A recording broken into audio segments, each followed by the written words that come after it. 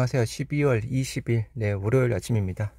또 새로운 한 주가 시작이 되었습니다. 모두들 또 화이팅 하시기 바라고, 일단 지난주 뉴욕 증시 미 3대 지수 한번 보시고 넘어가도록 하겠습니다. 뉴욕 증시 긴축 우려에 4만여의 날까지 겹쳐서 다우 지수랑 S&P 500은 1%대 급락했고요.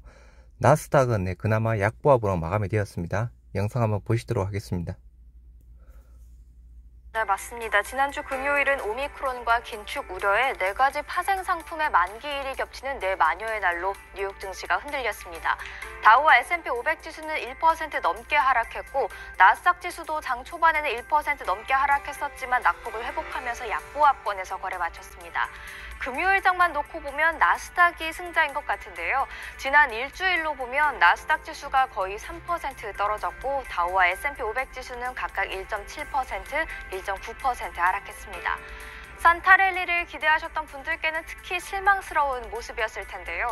오미크론 우려와 연중의 긴축으로 시장 변동성이 클 것으로 예상되고, 이에 따라 산타랠리를 기대하긴 어려울 것 같다는 게 월가의 주요 시각입니다. 하지만 그간 기업의 실적 호조와 가이던스가 주가 상승의 원동력이었다는 점을 감안하면 어닝 시즌이 시작되는 내년 1월 중순부터 시장에 다시 상승 바람이 불 수 있다는 의견이 있습니다. 지난주 금요일장에서 가장 큰 하방 압력을 받은 건 금융 섹터였습니다. S&P 500 11개 sek터 중 2.27% 하락하면서 가장 큰 하락률을 보였는데요. JP모건과 뱅크 오브 아메리카가 2% 넘게 하락을 했고, 골드만삭스는 4% 이상의 하락률을 보였습니다. 대형 기술주도 가파른 하락세를 보였던 한 주였는데요.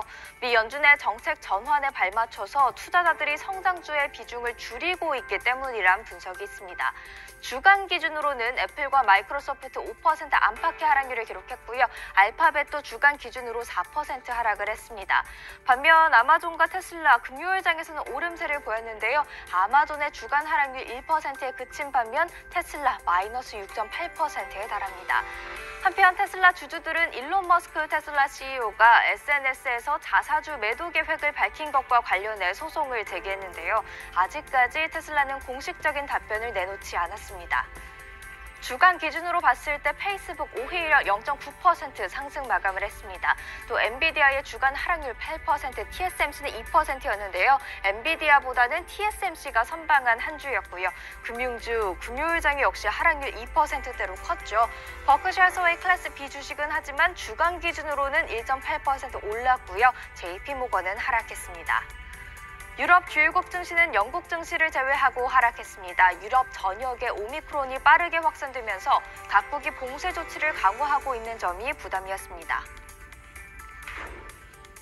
서학개미의 트렌드를 알아보는 시간, 서학개미 브리핑입니다. 미 연준이 긴축 기조로 중심을 옮기고 있지만 서학개미는 여전히 기술주를 찾고 있습니다. 꿈을 가지고 있는 기업을 찾고 있다고 봐도 될 것 같은데요. 순매수 결제 금액 탑10에 문을 닫은 건 애플이었습니다. 내년 말에 애플 글래스가 출시될까 기대를 모으고 있죠. 또 올해 초에 스펙 합병 방식으로 뉴욕 증시에 대비한 세계 최대 규모의 전기차 충전 인프라 기업 차지포인트 홀딩스가 9위에 올라와 있습니다. 이달 초에 예상보다 큰 손실을 기록해서 투자자들의 매도세가 이어졌는데요. 매출 성장세는 견조하다는 판단에서인지 서학개미는 매수에 나섰습니다. FNGU, 마이크로소프트, 알파벳 클래스가 그 위로 나란히 있는데 역시나 기술주죠. 기술주를 향한 러브콜이 이어지고 있습니다. 5위는 홍콩 증시에 상장된 중국 기업 주식의 주가를 반영한 국유기업 지수 H지수를 추종하는 ETF 2828이 차지했습니다. 서학개미가 중국에 대한 투자를 ETF를 통해 조금씩 늘리는 것 같죠. SOXL도 서학개미의 선택을 계속해서 받고 있고요. 엔비디아와 테슬라가 각각 3위, 2위를 차지했습니다. 엔비디아는 3D 가상 공간을 만들 수 있는 소프트웨어 옴니버스로 새로운 꿈을 쫓고 있고요. 테슬라는 그야말로 꿈을 쫓는 기업의 대표 주자가 아닐까 싶은데요. 단기적으로는 사이버 트럭과 이에 탑재될 것으로 알려진 4680 배터리가 어떤 모습으로 나타날지 많은 사람들이 기다리고 있습니다. 그리고 1위는 앞서 살펴본 대표적인 기술주에 모두 투자할 수 있는 ETF죠. TQQQ가 차지를 했습니다. 나스닥 100 지수의 일간 수익률 3배를 추정합니다. 비트코인 가격은 5천만 원 후반대에서 계속해서 횡보를 하고 있습니다. 오전 7시 기준으로도 5,800만 원대에 거래되고 있습니다. 오미크론이 급격하게 확산되자 국제 유가도 뒷걸음질 쳤습니다. WTI가 2% 이상 하락하면서 배럴당 $70 86센트의 거래를 마쳤고요. 브렌트유도 $73 52센트의 거래 마감됐습니다. 미 10년물 국채 가격도 올라가면서 금리는 하락세를 보였습니다. 1.407% 나타내고 있습니다. 원달러 환율은 1180원 90전에 거래 마쳤습니다.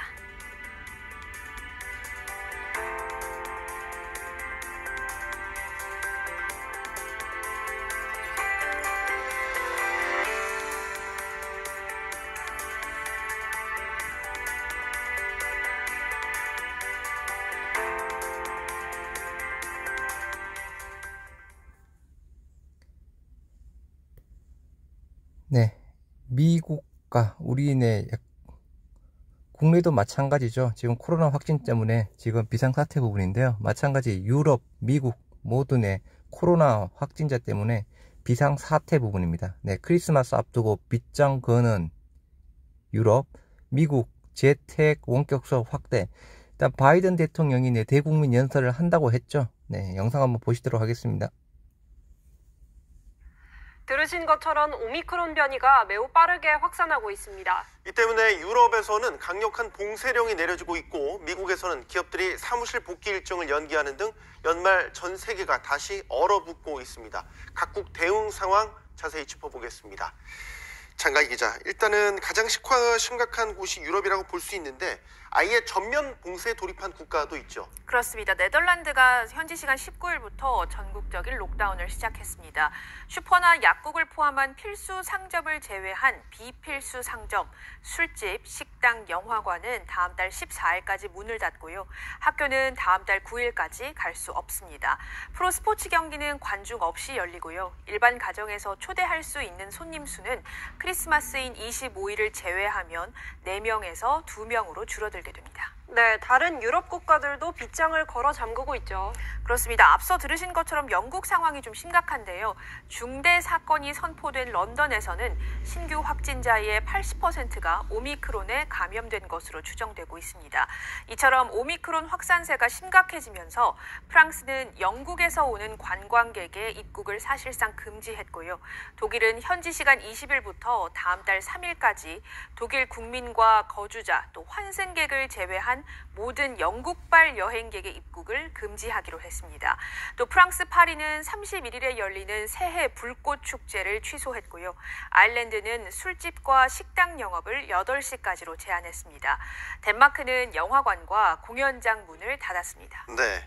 자, 지금 미국도 오미크론 확산세가 거센데 어떤 대응 조치가 나오고 있죠? 네, 사실 미국에서는 아직 유럽과 같은 봉쇄 조치까지는 내려지지 않았습니다. 다만 민간 기업과 교육 현장에서 강화된 방역 조치가 나오고 있는데요. 먼저 미국 주요 대학들이 원격 수업으로 전환하고 있습니다. 하버드대는 내년 1월 첫 3주 동안 원격 강의를 도입하고요. 또 코넬대는 12월 졸업식 행사를 취소하고 도서관과 체육관을 폐쇄합니다. 프린스턴대는 시험을 온라인으로 전환했습니다. 기업들은 직원들의 사무실 복귀를 미루고 있는데요. 앞서 애플은 내년 2월로 예정했던 사무실 출근을 무기한 연기했고 또 CNN 방송도 비필수 인력의 재택근무를 결정했습니다. 구글은 직원들에게 백신 접종을 촉구하면서 백신을 맞지 않으면 급여가 삭감되고 결국은 해고될 수 있다고 경고했습니다. 또 미국 풋볼리그와 프로농구 등 스포츠계도 경기 일정을 잇따라 취소하고 있고요. 하지만 이 같은 조치에도 불구하고 미국 내 백신 접종률은 오늘 기준으로 61.6%에 불과한데요. 바이든 행정부는 다음 달 10일부터 백신 접종 의무화를 준수하지 않는 민간 대기업에 대해 과태료를 부과하겠다며 이행을 압박하고 있습니다. 네, 장가희 기자였습니다. 네, 유럽의 네덜란드 전면 봉쇄에 들어갔다고 하네요. 일단 네덜란드 쪽에 우리 레키로나 일단은 구매 계약 체결이 되었던 부분이었죠. 아무튼 유럽 상황이 제일 심각한 것 같고, 그죠? 그 다음 미국 쪽이랑 우리 쪽 거의 비슷비슷한 것 같습니다. 네, 지금 뭐 겨울철 다가오고 있고 겨울철이고 오미크론 이슈가 생기고 있는 부분이고 좀 빨리 좀 진정세가 되었으면 좋겠습니다. 네, 코로나19 새 백신과 국내에서 개발된 치료제를 적극적으로 활용해야 하는 이유라고 해서 조양래 생물학 박사가 기고한 기사 부분입니다. 우리 셀트리온 쪽에 대한 내용이 있어서 그 부분만 보시도록 하겠습니다. 둘째, 국내 기업 셀트리온이 개발한 신약 레키로나주를 효과적으로 활용할 수 있는 방안을 찾아보면 좋을 것이다. 레키로나주는 코로나19 감염증을 치료하도록 개발된 항체 신약이다. 미국 리제네논이 개발한 레젠코보와 동일한 목적으로 개발됐는데 효능이 더 높다. 약값은 외국에서 리제네논과 비슷하게 200에서 250만원, 한국에서는 60만원 선으로 공급한다고 한다. 아무튼 40만원에서 60만원 정도 이렇게 이야기되고 있는 부분이죠. 사회적으로 어려운 시기에 이익을 남기지 않고 사회적 책임을 분담하려는 개발사의 의도로 보인다. 이 약을 적극적으로 사용하려면 몇 가지 제도적인 지원이 필요해 보인다.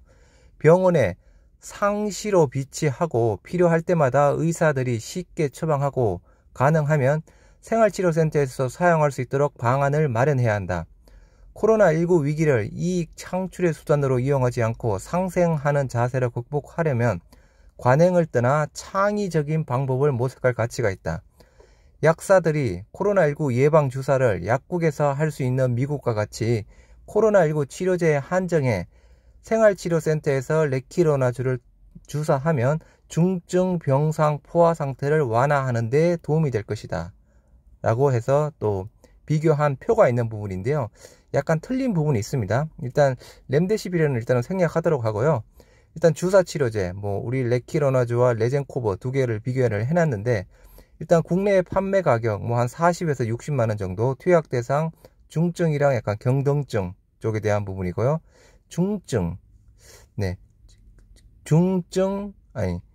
경증이랑 중등증이죠. 경증이랑 중등증이고, 병원 내 재고는 없다고 봐야 되겠는 부분이긴 한데요. 아예 없는 부분이 아니고 일부 재고는 있다고 합니다.